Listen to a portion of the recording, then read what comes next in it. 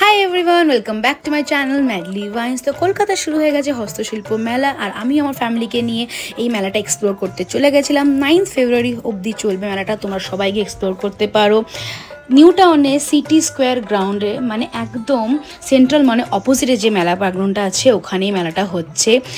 প্রচুর কিছু পাওয়া যাচ্ছে, মেয়েদের গয়না থেকে শুরু করে হস্তশিল্প বিভিন্ন জিনিস ওখানে পাওয়া যাচ্ছে।